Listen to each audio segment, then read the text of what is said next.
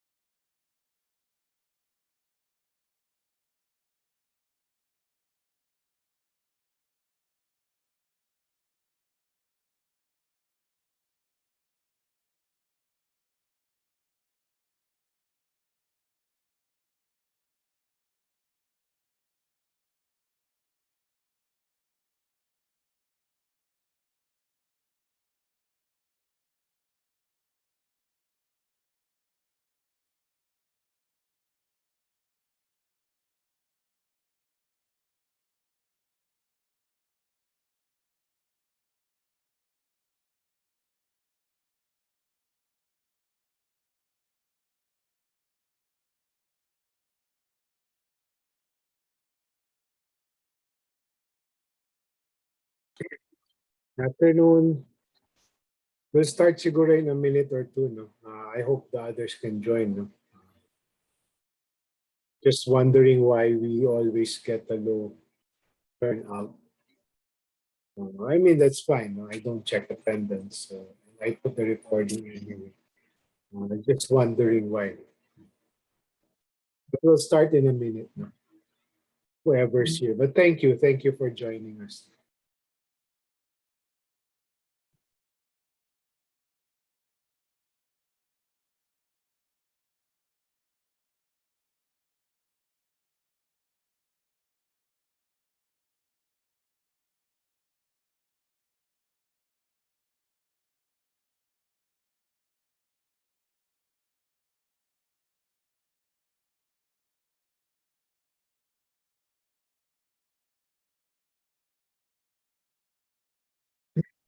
All right. Sige, let's give it one more minute. No? At least there's four of you.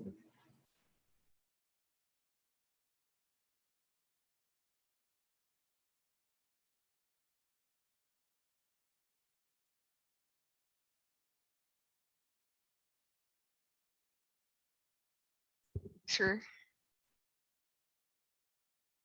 Yes, go ahead, Christine. Sir, if I may just ask lang while waiting for others.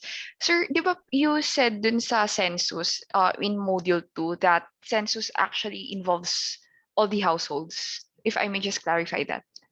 As in lahat. Correct.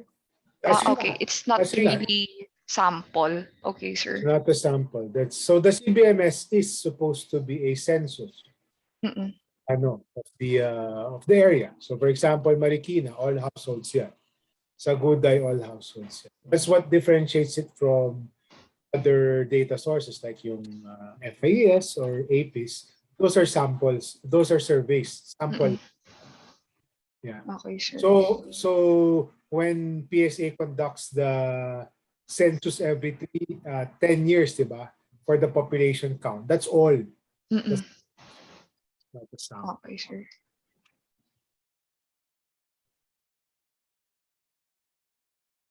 So yun nga, again, before we start, no, one of the advantages of the CBMS, for if you're a mayor, for example, you know exactly which households you can target, no, for particular things. Kasi it's a household. Ano, so of course, on the flip side, there's that data privacy aspect as well. Diba? Kasi Mm-mm. you don't want people knowing that this house doesn't have this, etc. So Mm. there's that fine balance as well with data privacy.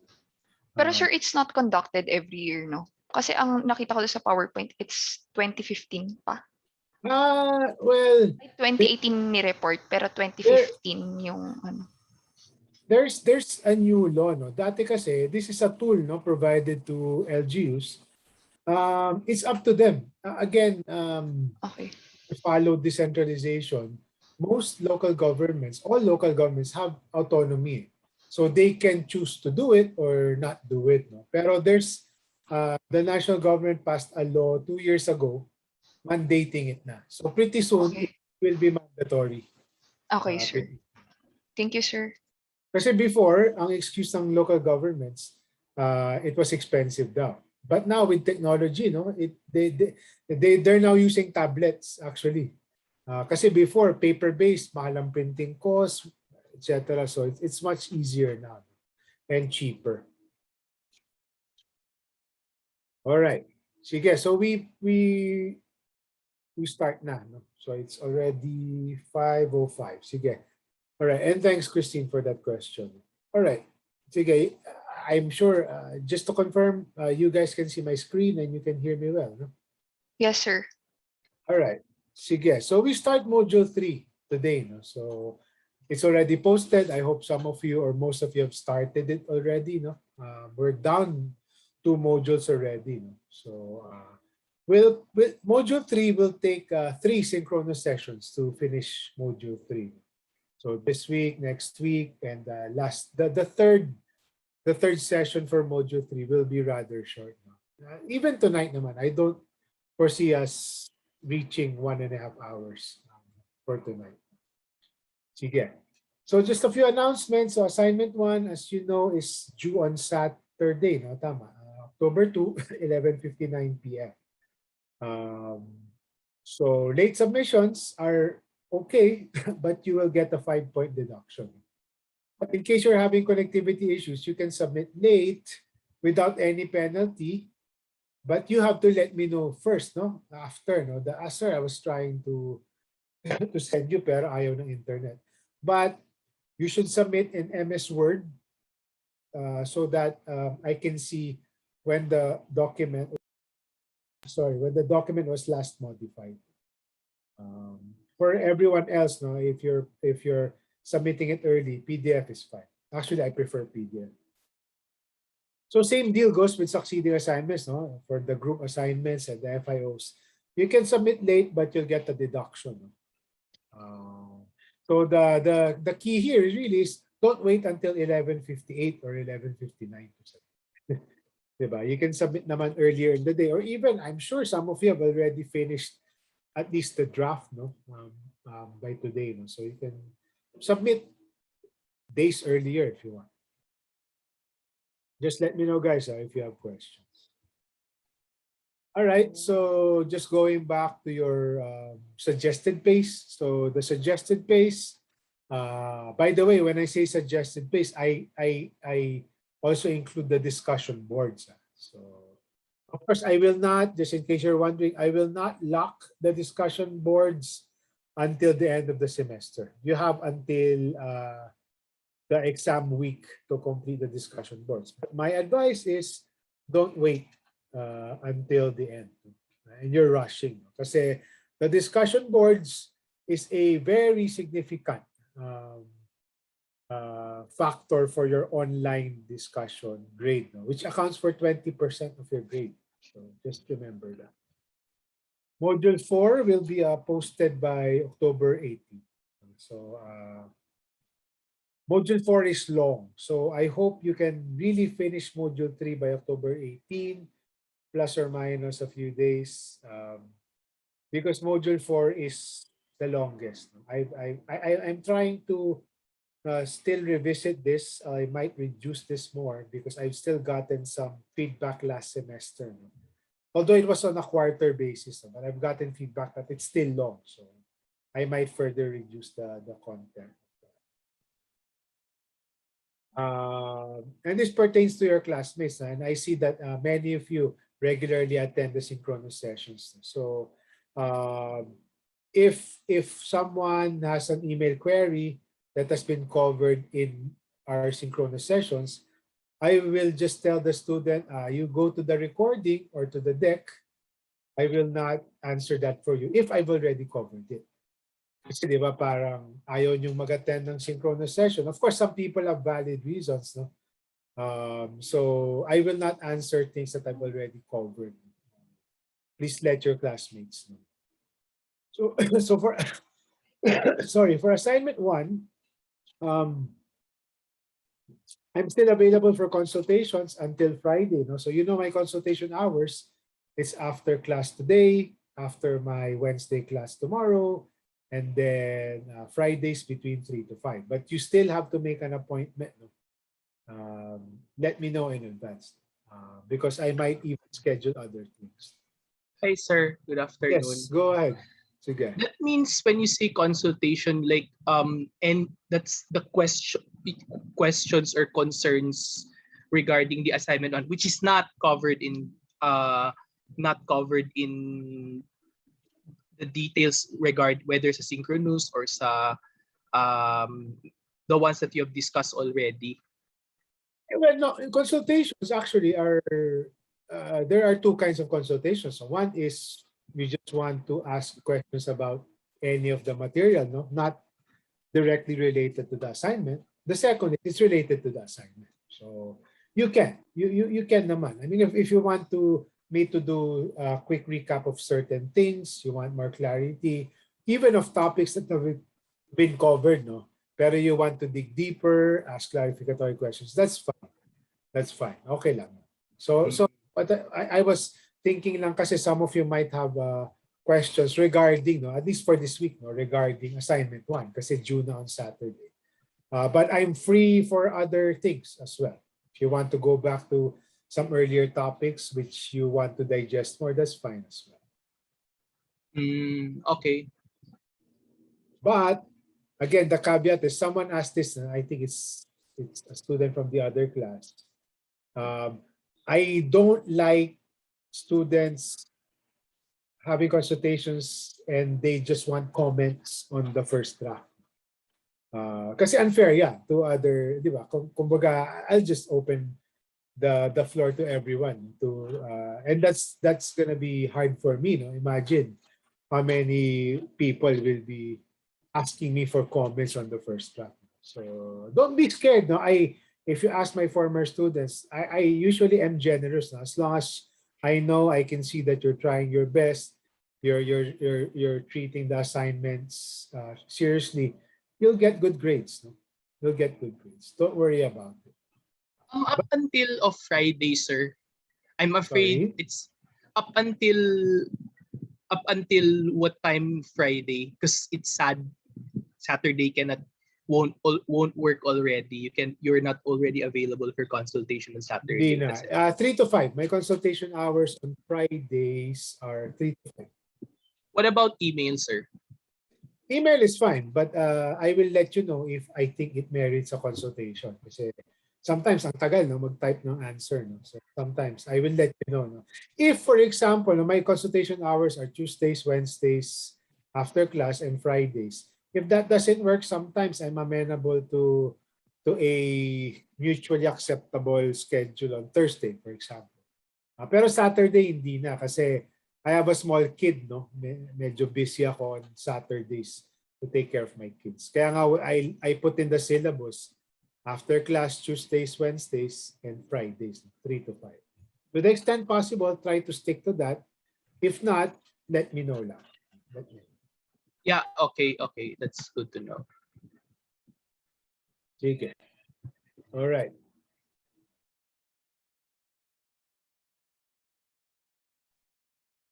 Again, going back to the assignment, again, the questions there are guide questions. I am not saying that that should be the sequence or the outline of your paper. Those are guide questions. And if you want to go back to the syllabus, go back to the rubric. One of the rubrics is cohesiveness. So if I see you, because you structure it according to the guide questions, you keep repeating yourself, I'll deduct points for cohesiveness. So again, please note, format is it in whatever sequence you want. The guide questions are guide questions. They're not necessarily supposed to be the outline of your paper. Clue na yun for you guys. All right. Anything more on the announcements before we jump in the content? Sir, Sige, Christine, go. some were asking if there is a possibility if you can move the deadline daw po of the first assignment. For what reason? Sir, kasi actually, like all the subjects are parang due this week kasi. Due this week. And if there's a possibility lang naman, sir. Pero if it's not okay with you, then we respect it, sir. Let me think. Okay, sir. No problem po. If you think about it. Sige. I'll think about it. I'll make an announcement. Sure, sir. Sige. Along with Christine, sirs, I also hope, sir. Kasi it's Saturday and 11:59 na, alam nako. But No. along please go ahead, sir. No, kasi dati kasi, and I didn't know about this, no. Kasi I usually treat the week, the end of the week as Sunday, no. Pero apparently bawal pala, no. Bawal pala to have Sunday as the deadline. So in the past, I would give until Sunday 11:59, end of the week. But bawal eh. That's why it had to be Saturday. But let me think if I'll push it to Monday. Let me think. Let me think lang ha. Let me think. I'll make an announcement. Okay, I am not. Thank you, sir. Yeah, mabait naman ako, sabi nila. So I'll think about it. Okay. Okay. Yeah. But I hope your paper should be better, no? If I give an extension. Sure, sir. I might. Kasi to be honest with you guys, I have a full-time job, diba? I'm teaching part-time, so I wouldn't even be able to check it until a few days after. So I'll see. We'll see. All right. So I'll make an announcement by tomorrow or Thursday. Sige. All right. Sige. Module 3. All right. I hope some of you have started this, no? Sige. So we'll just go through, no? So we're done with problems. We're done with how do you measure the problems. Now we're starting to discuss some paradigms, no? In terms of solutions, no? What can be done by the country as a whole? What are some of the development paradigms, no? that people have been sort of toying with or grappling with or implementing in the past decades, centuries even ago. So as I mentioned, Module 3 will be covered in 3 synchronous sessions. Of course, as I keep mentioning, I expect that majority of your learning will be on Canvas. So this will serve as an intro for those of you who haven't gone through Canvas or hasn't started this, or a recap for some of you who have already covered this part. So we'll discuss the old school paradigms, no? Classical and neoclassical. Neoclassical referring to market fundamentalism. And we'll discuss next week the Marxist structural and dependency theories. No? And then we'll cap off module 3 with sustainable development with a pretty innovative concept called donut economics. Okay. So for now, we're only discussing 3 things. Rostos, stages of growth, Harold Domar, neoclassical market fundamentalism. Again, at any point you have questions, please let me know. All right. So on to classical economic development perspectives. So ito mga old school talaga to. So first, if you go to Todaro, if you read the Rosto section in Todaro, it didn't really provide a lot of details. That's why I added some more details, no? And a short video actually on Canvas. No? So this is very classic. No? You ask any economist. This is everyone should know this by heart, no? Or at least intuitively. How does a country develop, no? From a very low base to a more progressive, more developed country? So there are 5 stages of growth, and I'll quickly go through this. No? Again, you can watch the video on Canvas and some of my summaries there. So all countries, no, in the past, no, we all start from a very traditional society, no? Very, agriculture driven, and that's agriculture not for business, no, that's agriculture in terms of subsistence, no, you grow what you eat. Ngayon kasi medyo sikat na yan, but dati they had no choice, no, you grow, you eat what you grow, no. It was really basic, no, limited technology, static society, and some really backward countries are still largely, they still have large areas with this, no, backward, no, very subsistence agriculture driven. So usually what happens is society then, goes to the next level, no. What happens is when, for example, when agriculture becomes beyond subsistence, no, and they start trading more, no, it becomes more commercial. There's more people there. There's some technology that gets introduced. Then you go to the second stage, which is what we call preconditions for takeoff. So now it's more commerce oriented. Yes, it's still largely agriculture. A lot of rural folk are still engaged in agriculture, extractives, mining, etc. It's much better, no? Kasi there's commerce, people are getting more money, etc., etc. And then, as more families develop or get more income, no, you start to continue adding more technology. Now you have better, more physical infrastructure. You now have roads, connectivity, and now you start having inequality. You have a core of elite, then you have a middle class. So that happens, no? Continues still commerce, and then eventually you get to a point where there's a lot of robust manufacturing. No? The country is manufacturing already processed goods, a variety of different industries, no, specializing. No, let's take off. No, parang there's momentum na that propels you to the next stage. No, because of connectivity, kasi nga you have more installation of infrastructure. You have the elites, no, engaging more, investing more in businesses, and then you have a robust manufacturing sector. And then you could continue, no, the manufacturing sector. We'll revisit this again later, no, when we talk about the tipping point, no, paradigm later on. Pero that's next week. No? So you continue specializing in manufacturing. It exceeds 10% of GDP, for example. And now you have more modern institutions. Political institutions are more mature. Democracy is there. You have rules-based order, etc., etc. Then it becomes better. No? More income. You have a wider, more diverse commercial base. It just gets better. No? The country as a whole gets richer, no, and more people becoming more affluent, then eventually this is the final stage according to Rosto, no.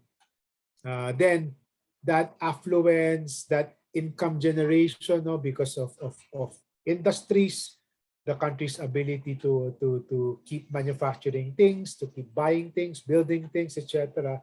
It will now lead to high mass consumption.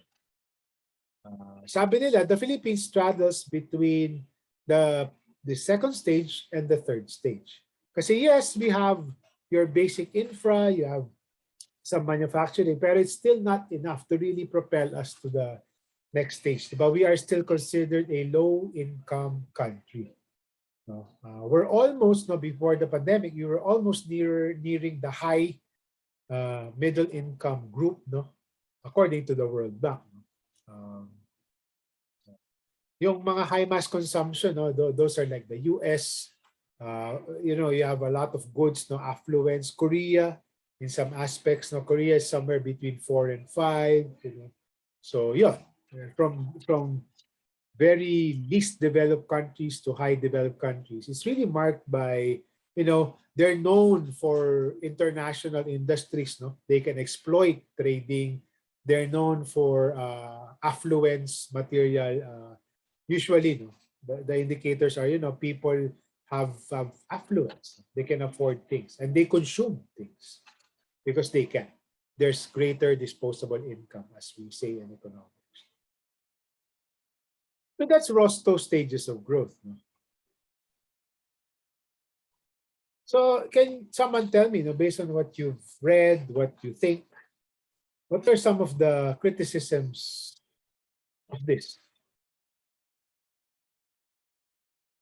Anyone? What are some of the criticisms? What can you say? No? What can be a critique? Anyone? Or wala muna? Sige, no problem. All right. Just in case, let me Sir, know. parang ina-assume daw nung Rosto stages of growth na pare-parehas yung development sa mga countries. Like yung education ng mga tao, yung ganun, sir. Yeah, exactly. No, and one part is, you know, it's development is not necessarily linear. No? Some countries can actually jump or can combine things. No, and that's another thing. No, they're not mutually exclusive. No, it doesn't mean that you're in this stage. No, you don't have high mass consumption. So, for example, Philippines. No, you go to Makati, for example, BGC. No, you have the combination of poor poverty mishmashed with high mass consumption, no? And really solid industries, no, BPO industries, manufacturing industries down south. No? So there can be overlapping features, no? And countries can just go from one to the other and combine different elements. No? So Korea, for example, and we'll get there later, which is part of your. So yun nga, as I mentioned, high mass consumption can be part of different stages because a country is not monolithic. No? The geographic areas are not homogeneous. Iba-iba rin sila. No? So Manila is not at the same stage of development as, let's say, BARM, no? The Bangsamoro Autonomous Region in Muslim Mindanao. And even the perception of agriculture, this is a very old school paradigm of agriculture. They've always seen that agriculture is backward. But no, a lot of countries, you go to Europe, for example, the Netherlands, mga Dutch, they're well known. No? The Dutch are synonymous with agriculture. Agriculture is not backward if it can become a major business. No? For example, the Dutch, no, they have like yung Alaska, which is now Friesland Campina. Yun, that's an international brand. Don't tell me that's backward. So agriculture is not necessarily backward if it's agribusiness. The problem in the Philippines, agriculture, yes, is backward because it's just basic production. And when we go to module 4, we'll talk about value chains, no, and you know, value added products, no. which is synonymous with agribusiness. So that's what we want actually, not the backward, because the traditional view of agriculture, which is you plant and then you eat what you plant.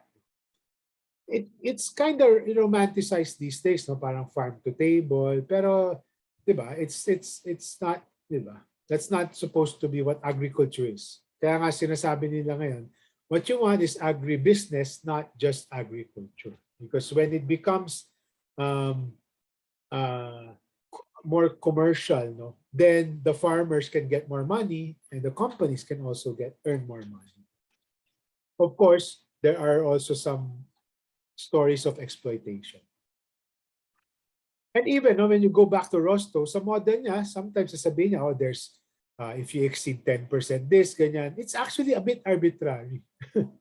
Yung 10% parang he never actually showed empirical proof that that was supposed to be the hump, no, or what they had to achieve in order to move to the next stage. But regardless, okay lang yon, no?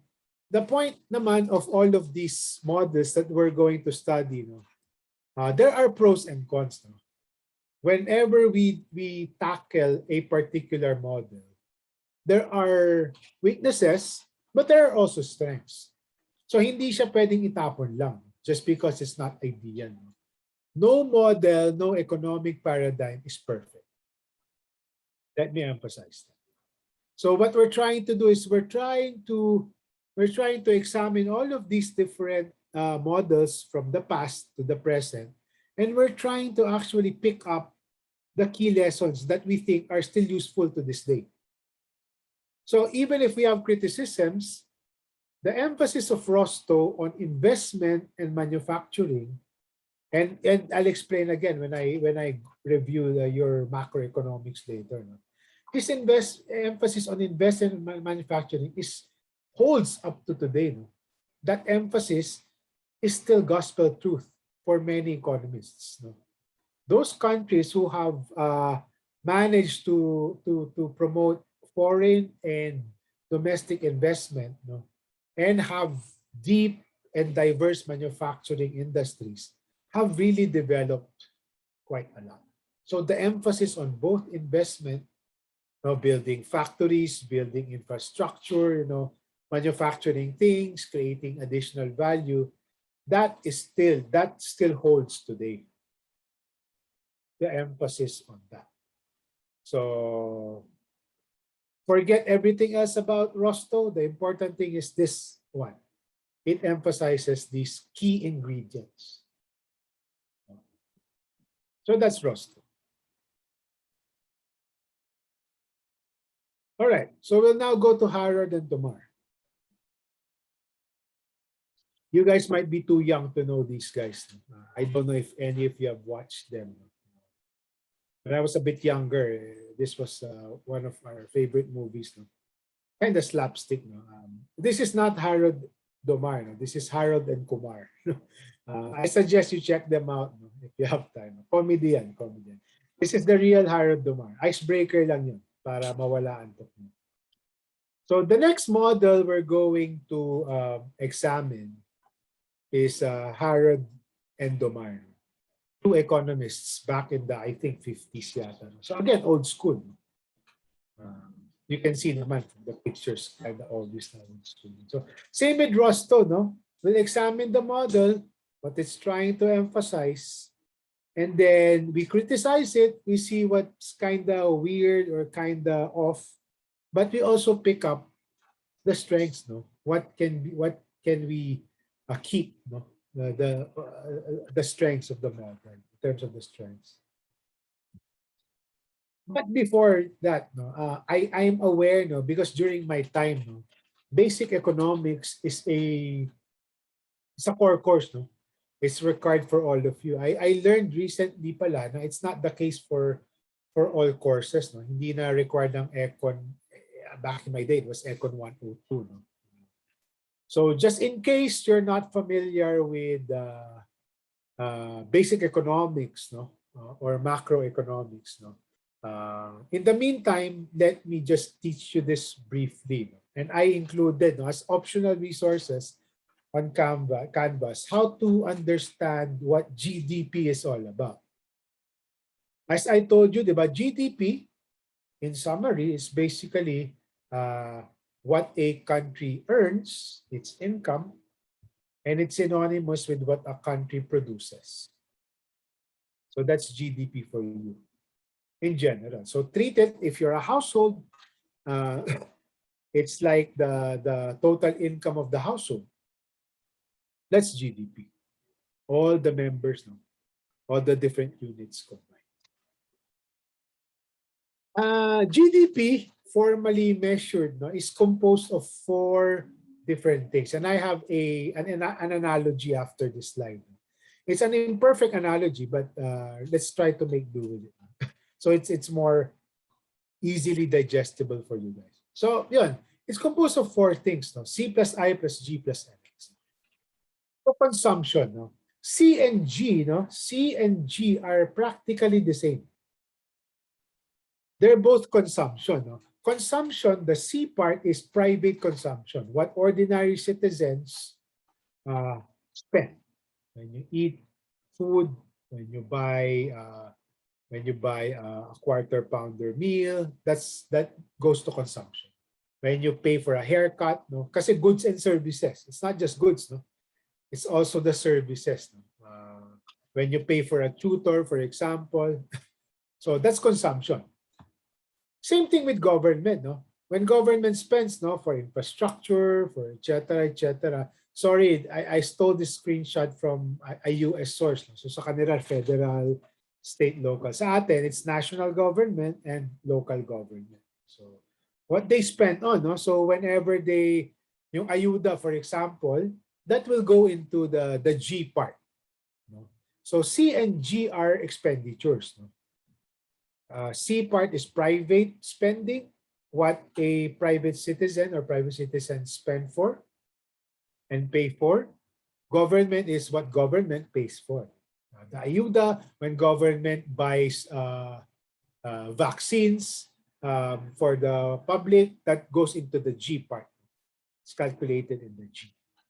So C and G are synonymous, ibang actors lang. Private citizens, so C, G, government. The I part is actually investment. Kaya nga sinasabi natin kanina, the point about investment here, no, of Frosto is really good because this is important. If you want to grow the pie bigger, no, investment is good. No? Investment means, no, for you to easily remember investment, think of factories, think of equipment, think of those things. That's investment. That's what businesses or private companies spend on inventory, invest on plants, on buildings, in rentals, etc., etc. That's investment. It's actually good because, as you'll know later on, as we'll discuss in higher demand, the good thing with investment is it has a multiplier effect. It can continue producing things. No? The problem kasi with consumption, you buy a burger, a quarter pounder meal. After you've consumed the quarter pounder meal, that's it. When it comes to investment, you build a factory. That factory, you don't consume the factory, but it keeps producing other things. So it can lead to other economic activity. So meron siyang multiplier effect. Unlike consumption, which is, it's finite. It's finite. Tapos na. Once you consume the burger or once you've had your haircut, that's it. Investment, no. What you spend on can keep producing things, which can be sold, which can be traded, which can earn the country more income. So that's why we put a lot of emphasis on investment. And as you'll see later in Harold Domar, Harold Domar also put premium on investment. The last part of the GDP computation is NX, net exports. It's basically what we sell outside less what we import, what we buy from outside. Yun na naman ang export. Export is we sell, let's say to the US, or to Korea or to other ASEAN countries. Import is what we buy from other countries. So less, yeah. Kasi that's not ours. That's not our production. We only count what we produce, what we earn. Kasi imports, iba yung nag-earn yan. Other countries are earning for that. Here's an analogy to make it easier for you guys. So let's use the household or barangay as an analogy. Barangay na lang. So it's easier. Kasi yung government parang ang hirap eh. For a household to have. So parang I was doing this slide earlier. Consumption is how much, ito lang, no? It's imperfect, pero barangay na lang. No? So for example, when I say households, these are all the households in the barangay, for example. So consumption, how much local goods, local, no? Kasi meron nga tayong imported factor later. No? So consumption is how much local goods the family has consumed. No? So how much food they've earned, they've consumed, no? School, school expenses, clothes, etc., etc. That's consumption. Investment, for example, for now, no, kunyari, in that barangay, all households have home businesses. So investment is how much mom and dad have spent on inventory, equipment, supplies for the home business. That's investment. The government naman in that barangay is how much has the barangay captain spent for the barangay goods and services. Sorry, nagka-typo ako dyan. That should have an N in the captain. So that's government expenditure for you, no? So kunyari, they have like some barangays have this, no?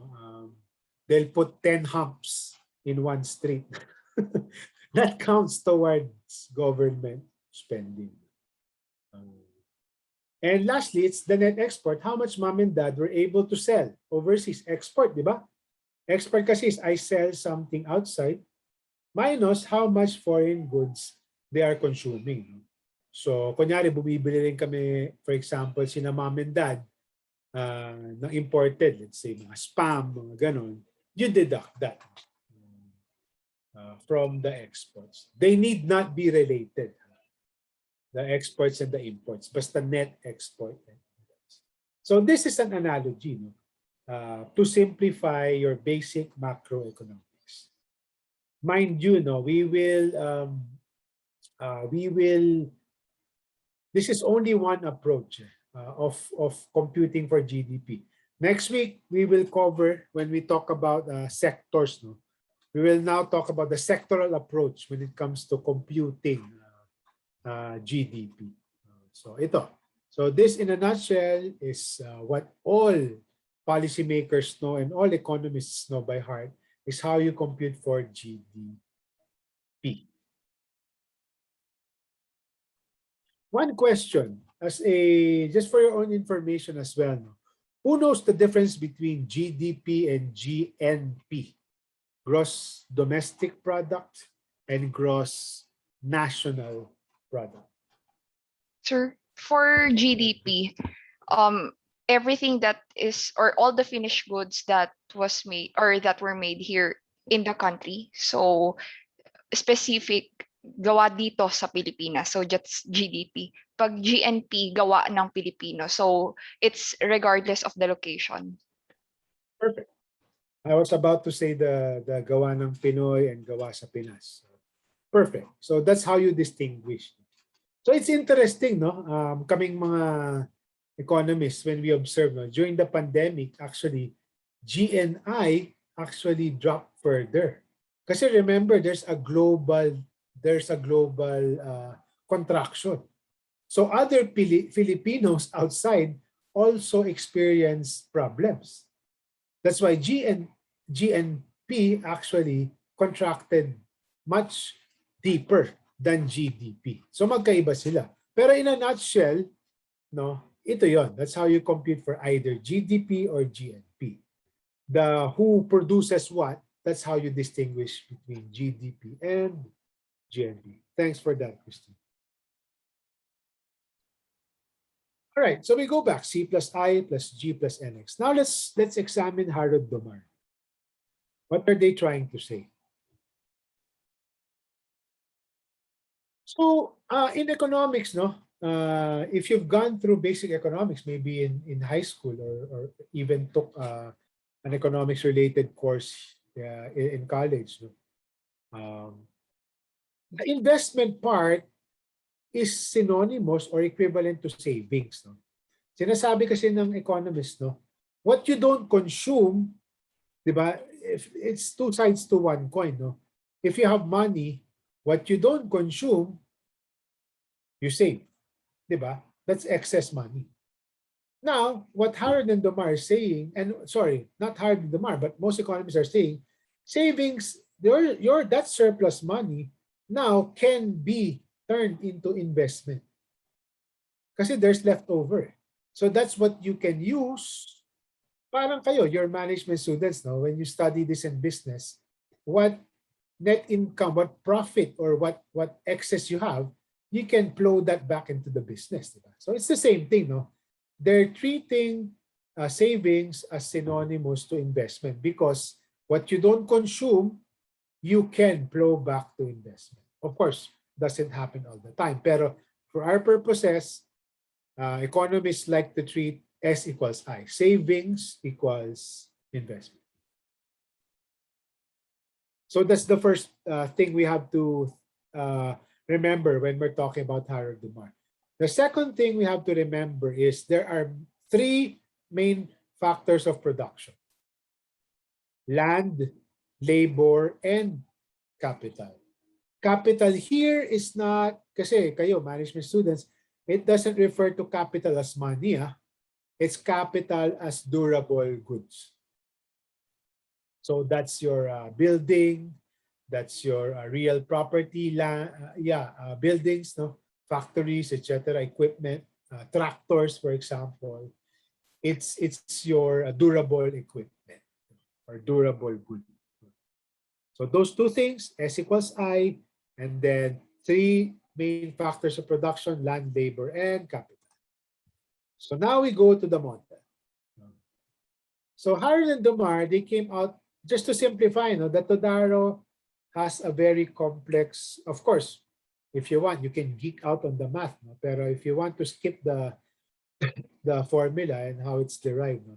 This is to simplify what Harold and Domar. After all, I'm not training you guys or teaching you math here. No? I'm teaching you principles. No? So you don't need to sweat the math, at least for this course. So here's what Harold and Domar were saying. So rate of economic growth. Diba? We want GDP. You want the pie to keep growing. No? Pre-pandemic levels, the Philippines was growing by 6% a year, no, on average. No? And that's really good. That's really much better than most of our ASEAN neighbors. No? Vietnam, medyo ganun tayo, neck to neck with Vietnam. Globally, 6%. Kasi once you go above 5%, medyo wow, medyo okay na yun. Very, very rapid growth. And we want that. So the rate of economic growth, denoted by G, equals the level of savings. Diba? Sabi nga natin, S equals I, no? Level of savings divided by the capital output ratio. K. What is the capital output ratio? It's basically the amount of capital. Remember, capital is not money. This talks about the efficiency, no, of that durable good. No? The amount of capital in monetary terms, no, needed to increase output. No? And I have an example, no, for us to better visualize this, no? Or the marginal product. So for example, if you have an equipment, no, for lack of a better term, printer. No? If you have, let's say, ito na lang, example. If equipment, to better visualize first, let's take this one by one. When we talk about capital output ratio, if an equipment, let's say not a printer, let's say like a sophisticated machine in the factory, will increase output by 20 million, no? Parang ano yan, high technology equipment. The capital output ratio is 5. Tandaan nyo lang. So if, for example, I have ito na lang, I have a factory, no? Parang I have old machines, no? Sige, let me buy new equipment, sophisticated, no? I'm a capitalist, no? I will invest in this sophisticated machinery that will lead to efficiency gains, no? It will increase my output by 20 million. Dati hindi. For example lang, no? My old equipment will only lead to output of, let's say, 100 million pesos. By introducing this new equipment, now naging 120 million kasi it increased, no, by 20 million. So better, di ba? Kasi you introduce something, a new technology, the capital output ratio is now 5. No? It's much better. No? You increase the amount of output you can produce. So yeah, so going back, no, let me just know, no, if it's not too clear, no. Sometimes kasi it's hard to explain this deeply, no. Pero anyway, ito na muna. So if I introduce new equipment and that new equipment will lead to an increase in output, no, mas efficient siya. The capital output ratio, in this case, no, 100 divided by 20 is 5. Basic math. If the level of savings S is 10%, no, meaning if the country is earning income, 90% goes to consumption, buying goods, 10% is not consumed. So pwede siya for investment. If the level of savings is 10%, then the GDP growth now is 10% divided by 5. Kasi nga, Harold Demar saying G, which is GDP growth, which is kind of like X, no, equals S divided by K. The level of savings, 10%, and how efficient your capital is. Then G, by simple mathematics, G equals 2%.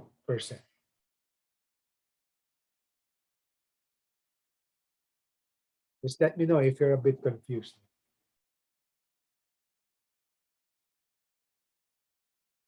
So that's 2%. Now, let's look at, yeah, okay. So now, you're basically saying here, the GDP is really affected by two main factors, which is S, the level of savings, and K. And you can tweak both, no, to come up with a higher G, di ba? If you have a higher S, then you will have a higher G. Basic math yan, no? If you have a lower K, di ba? Then you'll have a higher G. That's basic math. So let's see an example. No? So ito, G equals 2%. Let's revisit that. No? So kanina, we were saying savings is 10%. Then the total equipment, again, no, that you introduce increases output by 20 million. Your capital output ratio, or K, denoted by K, equals 5. The ratio is just a ratio of efficiency, how efficient your capital is. So, if, for example, no, dati 10% yung savings, the country finds a way to increase its savings rate, no, to 15%, no longer 10. Then, math, just use math, no? 15 divided by 5 equals 3%. So you're now able to grow the economy not by 2% lang, no, but by 3%, which is a big jump. So that's one way to increase GDP. Because again, as economists like to say, savings equals investment. But the more savings you have, the higher your I can be. Diba? Let's go back to your basic GDP. S equals I. Then if your level of savings is I, then GDP becomes higher. For higher than Domar, say the level of savings is a main factor. Second way is the denominator. Diba? Again, G is your dependent variable, so to speak. So numerator mo is S, denominator mo is K, no? Here in the first example, we increased the numerator. So mathematically, the dependent variable increased. No? Dito naman, let's try to figure out a way to improve the denominator. No? So let's go back to the previous example, the first example. No? Balik tayo, savings is at 10%. The original example. And the total equipment, no, was 5, no, the capital output ratio. So now you're not happy with the equipment you have. No, you hear from your peers, no, in the business, no, pare, there's this equipment, no, it's the same cost, pero it can boost your efficiency, it can boost your output, no, kasi yung old equipment that you want to introduce, that can only improve output by 20 million. Now, we know there's a similarly priced machinery that can in fact boost your output by 50 million, not 20 million. Mas efficient siya. So what do? I will invest in that more advanced technology. No? So it's much more efficient. So now, your capital output ratio is 2. Diba? 10 divided by 2, then your GDP becomes 5%. Diba? You want to make your technology more efficient so that you can produce more. Diba? In business, you will learn this, no? You want to minimize your cost. You want to be more cost efficient. You want a particular equipment to produce more, no, for the same amount. So that's 2 ways. No? So increasing savings and introducing more advanced technology. So again, if you're sort of confused about the math, go back to my Canvas course or go back to Todaro. But the point is, just to summarize, you don't need to sweat the math. No? What Harold and Damar are basically saying is there are 2 really main factors that you can tweak or you can improve, no, so that you can grow the economy more. One is save more, don't consume more, because your savings can translate into investment. S equals I, and then the I now contributes to a larger GDP kasi plus addition lang naman yan. The other is you can introduce advanced technology so that you can produce more for the same amount of money. More bang for the buck. Diba? Basically, the capital output ratio lang naman is all about bang for the buck. You want a higher output, no, for an amount of capital or durable. So what are some of the criticisms? If you're hearing this for the first time, what do you think are some of the criticisms?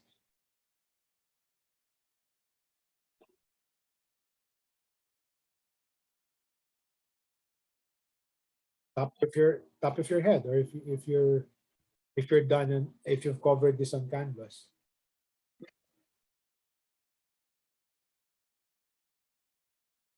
Sige. I'll do it. Sir, savings sige. and investments are not sufficient for growth. Savings and investment are not sufficient for growth. That's correct. That's a good criticism. Yes. Kasi nga, you're right, no? Because it's not the only factors, no? Because there are other factors. Let's add to what you're saying. No? So, before I go into this, no, one criticism of Hard and Domar is it's parang so easy for them to say that, or you're a poor country, you have to save more. Diba? It's like you're a poor family, you're a poor household. Again, I always use the analogy of a household. You're telling the poor family, oh, you have to save more. Eh, kulang na nga sila for consumption and you're asking them. So it's one major criticism of the model is that, it's not easy to tell other countries to save more. Kasi they don't have the means to save. But, and I'll go to this again later, no? The emphasis on trying to do that if you can is good, no? But the emphasis on introducing advanced technology is actually good for investment. One major criticism, again, and the most major criticism maybe is he did not even talk about labor. They were assuming, no, the productivity of workers remains constant. Pero hindi. Definitely not. No. Research actually has shown that more productive capital, no, and labor have significant positive effects on the economy. So it's also labor, no. Kunyari, for example lang, no, a funny example, for example, is you have high-tech machineries and equipment, pero most of your population have not finished high school even. How can they, how can they actually use, diba? So it goes hand in hand, no? At the same time, you want productive capital, no, durable equipment, investing in advanced technology, but you also have to invest in people. Kaya nga, there is a term, no, economists use, total factor productivity. No? You don't have to again, wag na natin i-discuss yung math here, no? It's basically saying that, productivity is determined by two important things. It's the equipment, plus it's the person. If a person is not skilled enough, no, then it doesn't matter if you have you have great durable equipment. It doesn't matter. So what the major criticism is saying is, yes, you need advanced technology, but you also have to focus on people. Make sure they're well fed, make sure they're highly educated, make sure that they trained well, etc., etc. So they can contribute to society as well. Kasi if not, then useless if you have advanced investment, advanced technology. So it should go hand in hand. You want your total factor productivity to go up by introducing advanced technology, better capital, better durable goods, and better educated, ang tawag natin dyan is human capital. Better or more improved human capital. Human capital is just like it's human competencies. It's the knowledge, skills, competencies, and attributes embodied in individuals that facilitate the creation of personal, social, and economic well-being.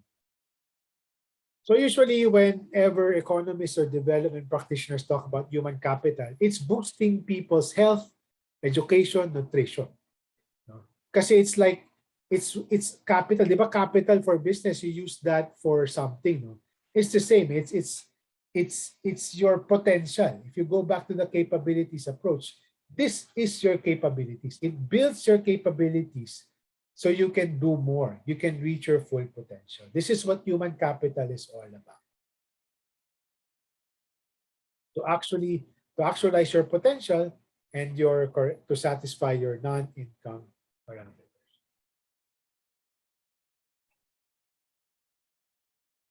So yun, with criticisms, no, I mean, these two models have criticisms, no, but they also have strengths. No? That's why we're studying them. Why will we study them if they're just junk? Diba? So one is focus on investment. We really want countries to focus on investment. The Philippines kasi, if you go back to C plus I plus G plus NX, majority talaga ng economy natin is consumption. The problem with consumption is, it's okay, it helps boost the economy, but it ends once it's consumed. It's better, no? It's a more sustainable and it can lead to more rapid economic growth if it's investment led, more investment rather than more consumption. Because as I keep saying, you invest in something, it can keep producing, and that sustained production will lead to more economic activity. This is also important. No, the Rosto model was saying you have to diversify naman investment. Manufacturing is also important. Don't just specialize in one industry, especially now, no, with globalization. You have to try and specialize in many industries. And again, also focus on people. This is actually implied in Rosto. Not explicitly, implied lang siya. And investment, and this is one criticism of Harold and Domar. No? It's not only savings that can bring about investment. No? We are living in a globalized world. No? Foreign, if a country opens up to foreign investment, that is also good for the economy because that's additional investment. And again, investment leads to a virtuous growth cycle. Okay, if you listen to the news right now, no, many countries are targeting both domestic investment and foreign investment. Kasi more investment will lead to more economic activity, can lead to more employment, virtuous cycle siya. And more people become more affluent, the more they can create their own businesses. So, di ba? It's tali-tali na yan. It becomes a virtuous growth cycle.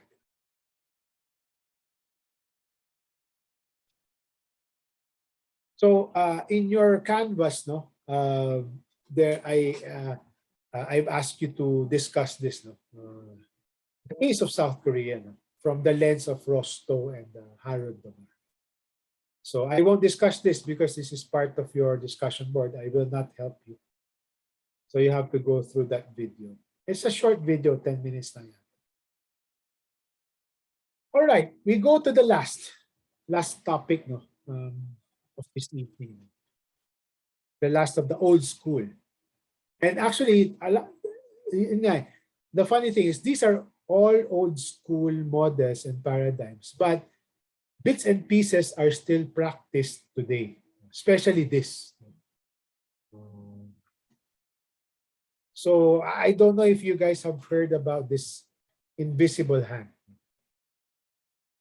Whenever economists study even basic economics, no, there are two things that we don't forget. One is supply and demand. That's fairly basic. The second is the invisible hand. Kasi parang cool, di ba? Parang, ano yun? Multo ba yan? Or what? So the invisible hand, this was written in the 1800s by Adam Smith. No?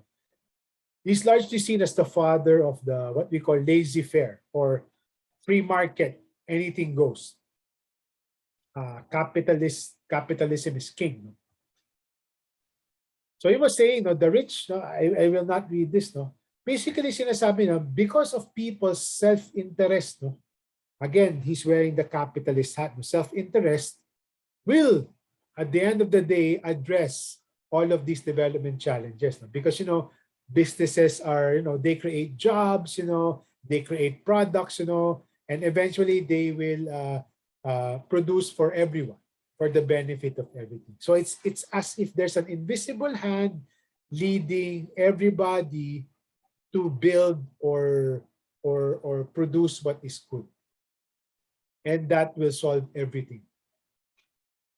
Parang there's that magic conductor there that's sort of doing that. So the question now is, that is sort of a very extremist point of view, no? Para, government, hands-off business, they will lead the way, they know that they will serve society. So is it really that, no? An invisible hand, parang capitalism, unabated capitalism providing what people need, no? Factories, jobs, housing, land, etc. Or is it more this? Free market capitalism. Kasi the neoclassical really is all about letting businesses determine things. So what do you see is the problem with that? What do you guys think?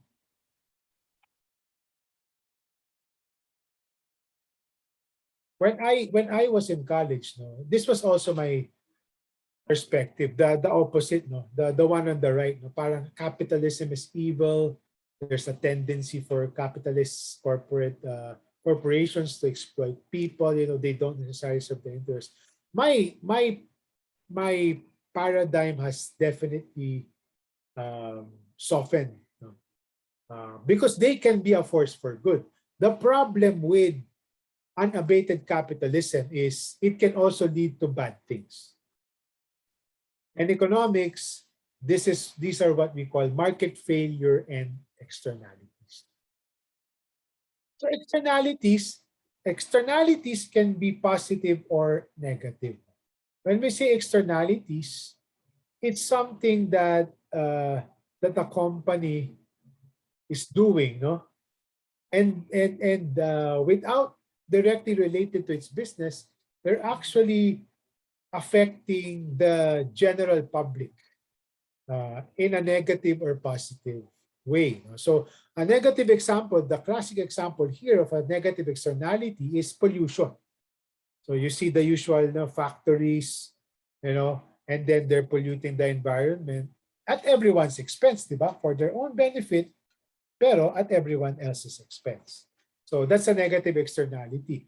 A positive externality naman is, for example, a private company, because they need, for example lang, no, they need to connect their factory to the farm. They build, no, at their own expense, no, not government. They build a road, no, and which can be used by other people for free or for a minimal fee. That's a positive externality. Kasi you're doing something for your business, but it has effects for others. So it can be positive or negative. But usually when we talk about unabated capitalism, the neoclassical, very free market approach, it's all about negative externalities. Exploiting yung sweatshops, no, for example, mga ganon, no, for especially developing countries. And sometimes, no, the problem is the good or the service is actually supposed to be really provided by government. No? So for example, right, national security, military, you don't expect the private sector to provide that service. So meron talagang there are lots of things that, you know, you expect government, and it's supposed to be government doing it. Of course, the private sector can provide some of the goods and services like yung mga, for military, yung mga hardware, tanks, etc., guns, weapons, etc., etc. And sometimes, market failure lang naman means, sorry, I forgot to define the term. Market failure lang naman means the private companies, there's a failure, no? They cannot, the demand cannot be satisfied by the supply. So ang classic example din dito is either telecoms or electricity, no? Doon sa far-flung areas, no, where you want to kunyari wala pang satellite, now they're piloting satellite technology. You don't expect PLDT or Smart, no, at their own dime, no, to build towers to serve just a few households kasi there's no market for it, no. So that's a market failure, no? The business sector cannot provide. So what happens is it has to be government. So ang sinasabi nga natin dito sa slide na to, it's basically you cannot just expect the private sector to provide everything, because either they can be guilty of bad things, sometimes they're not supposed to do these things, or sometimes there's no profit to be made. So it has to be government that provides those subsidized things. And sometimes, again, going back to the potential evils of corporations, sometimes there's what we call abuse of dominant position. And this is on canvas, no? All of these things. Ito sometimes, the classic example here is, let's say, for example, a large company. Let's say SM. Example lang, no? SM. I go to this particular neighborhood. I want to monopolize all of the trade. No, I will, for the first few months, I will intentionally sell my goods below cost. Kasi I have the war chest, no? I can play that game. What will happen is everyone else will flock to me. The sari-sari stores, the retail shops will close. The mom and pop stores will close. Then, when I now become the monopoly, I can now start jacking up my price and recover my losses previously. So that's an example. And some corporations are guilty of this. No?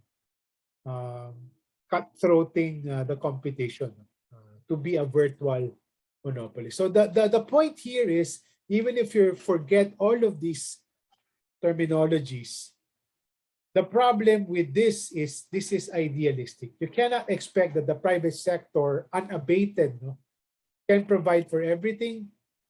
Sometimes it has to be government, and sometimes if you leave it to the private sector, they are not saints. Sometimes it can lead to bad things like externalities or abuses of their market share.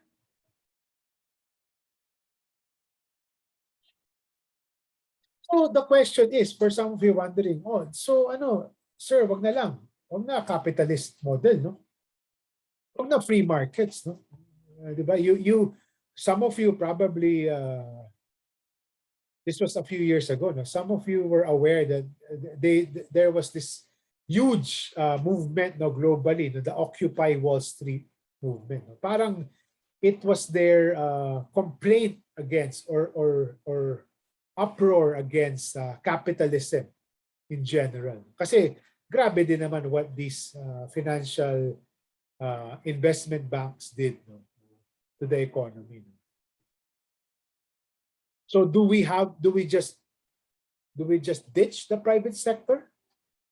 Actually, no. There is a balance. No?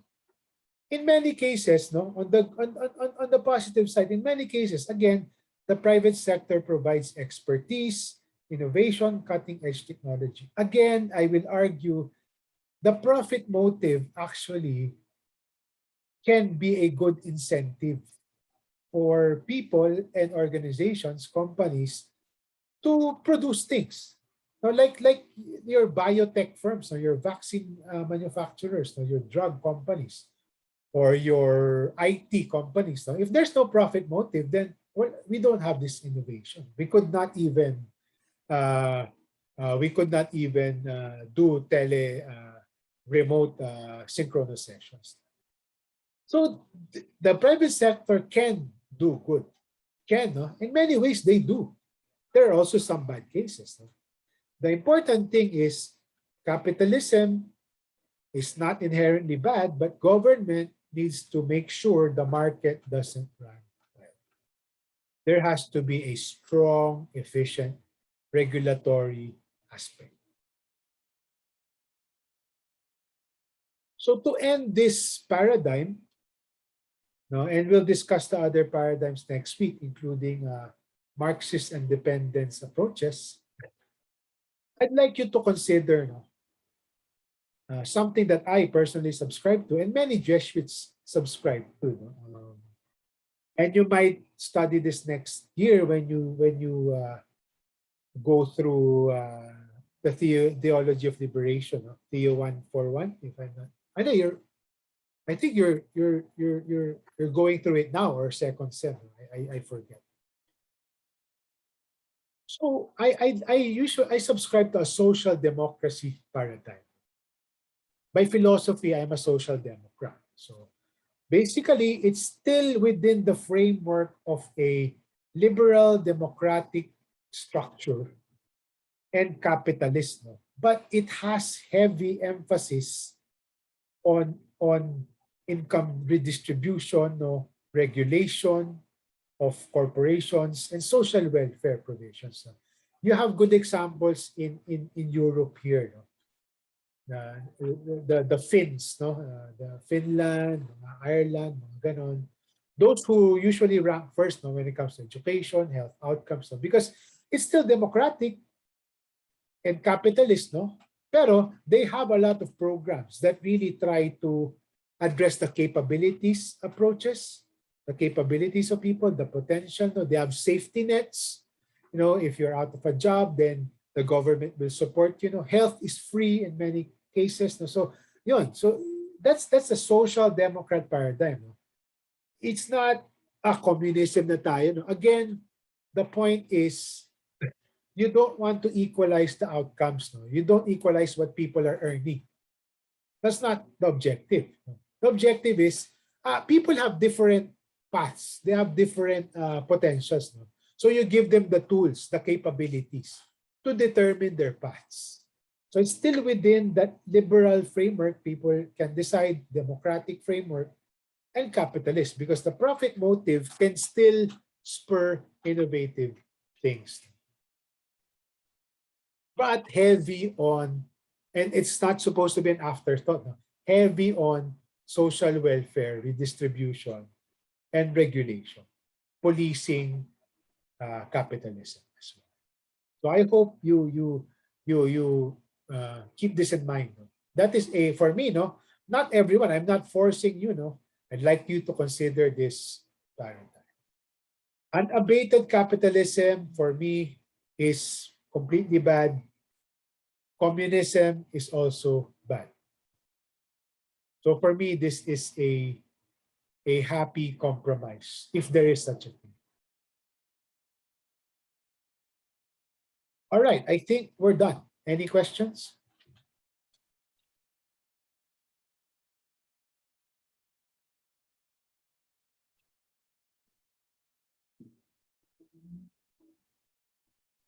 None. Go ahead. Sige. About Sir, any... may mga nagsasabi daw na social democracy is basically a light-hearted fascism. What do you say about that? No, I don't think so. Kasi, again, I don't think kaya nga the term democrat or democracy, it's never synonymous with fascism. There is that liberal democracy angle pa din. Fascism naman is actually more right wing. It's not. I don't agree with that point. That's my personal take.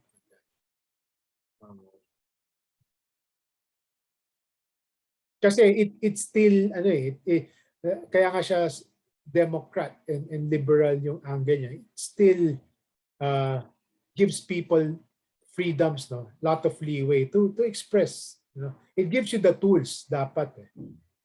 Kaya nga in many quote unquote more socialist European countries, most of the human capital related services are free of charge and high quality, no?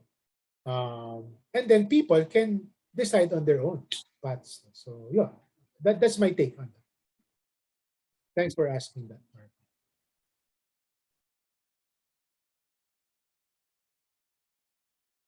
Do you have a follow-up question, Mark?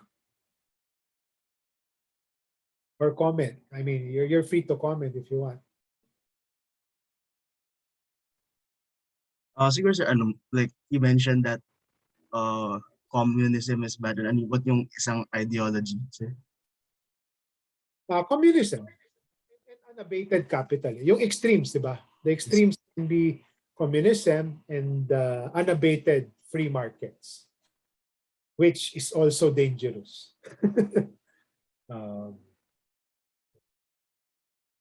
Pero sir, you mentioned that the Nordic countries are in social democrats, right? Yes. Pero don't they still use the third world countries for cheap labor and other imperialist exploits?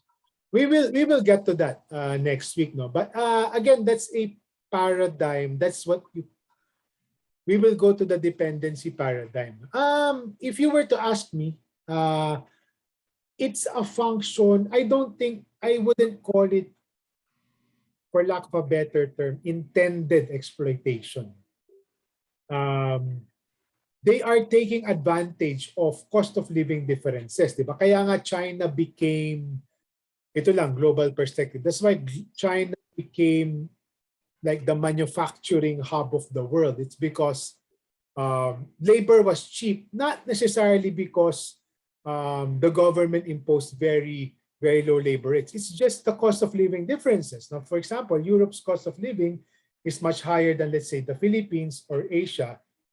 Because of globalization, it's now cheaper. For example, yung call center, for example, we have cheaper labor, not necessarily slave labor. So it's exploiting the cost of living differences, but not necessarily exploiting the people.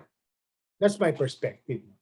Kasi if you're a business, no, I'm sure ikaw, Mark, or most of you will go into business. So you want, of course, to minimize costs, no? So sometimes with globalization, because shipping costs have gone down, no, you want to go where it is cheaper to produce for the same quality. But of course, you don't want to, ano naman, no? And this is where global policing comes in. You don't want to, let's say, go to, let's say, Bangladesh in the past, no, where there were some sweatshops, no? Ayaw mo naman i-patronize dyan, no? Because yun naman, that's obviously exploiting. No? But you're right, no? On the flip side, I would agree with you that sort of phenomenon of globalization that puts a premium on cost of living differences have maybe incentivized these poorer countries to respond by exploitative practices. So I would call it as a function of that phenomenon, but not necessarily these richer countries intending it to be. No? I may be biased. I work for the US government technically because I work for USAID. So I don't think that, you know, American companies that are in the Philippines and getting goods here or labor here, let's say BPOs, they're maximizing the benefits of cheaper factors of production, not necessarily intending to exploit people intentionally. That's my take. But of course, I know that other schools of thought have different takes on this topic. All I can say is I don't think, no, I strongly believe it's not intentional. It's just taking advantage of cheaper and similarly good quality factors of production.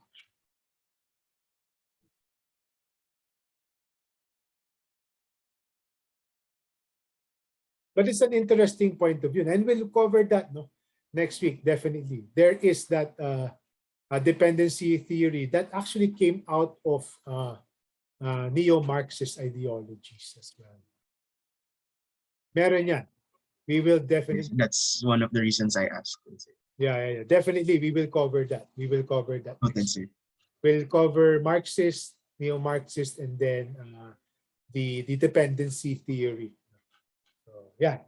Ganda yan pag-usapan. Again, there are pros and cons of all of these different dimensions. So we'll pick up what we think are the strengths. But of course, feel free, no, Marco, or any of you, if you really feel strongly, we again, social sciences, economics, kaya nga social science, they're not hard sciences, no? So there are different schools of thought, and you know, it's a lot of these things are up for debate as well. We're free actually to discover, no? Kaya nga, what I'm trying to do is let's get a lay of the land, all of these different paradigms, no? And then we'll examine each, no? What are the pros and cons, and then we, as a group and individually, you pick up what you think are good nuggets, no? From each of these different things or paradigms. Okay. All right. Any other questions or comments from the team, from the group? Hi, sir. Yes. Just a short comment on the last slide of your PowerPoint. Well, I am happy that there is some parang na-approve din yung parang idea ko na if you that Europe is some of the countries or like in Western or Eastern Europe where their form of democracy is really focused on social democracy, which is it's more it's more skewed on the socialism in the social word than as compared to the United States also. And number two would be I hope the business schools are also in Europe are also focused on that paradigm as compared to America, where if I am right, it was America who the that really spread the maximum profit minimum cost paradigm in the business school starting from Harvard. Yeah. So yeah. Yeah. And you Thank know, you. I mean, again, I technically work for USAID, for US government, but of course, my heart is Filipino, and I'm a Filipino. I'm not an American. So I know that, you know, in many ways, no, the especially the Nordic countries or the Western advanced countries, they laugh at the US because that's an example sometimes, no, of unabated capitalism. And all developed countries, actually healthcare is free, so they're laughing at the US. It's like you're the only developed country, and for me it's warranted, no, parang you haven't even solved the basic needs of your people, and you call yourself the most powerful, diba? Alarming criticisms against the US. And you're right, no, they were one of the pioneers of the, you know, maximum profit lowest cost, including labor. That may have incentivized some of these sweatshops in China, in Vietnam, Bangladesh. So a lot of criticism against the US, definitely. Not to mention their military uh, adventurism, so to speak. So, but I'll stop there. That's another topic. But yes, I definitely agree with you. Yeah. Thank you. All right. If you guys want to continue discussing this next time, or just let me know. I'd be more than happy. But again, before I end, no, that's why I'm always including these topics to you guys, kasi you guys are management students. No?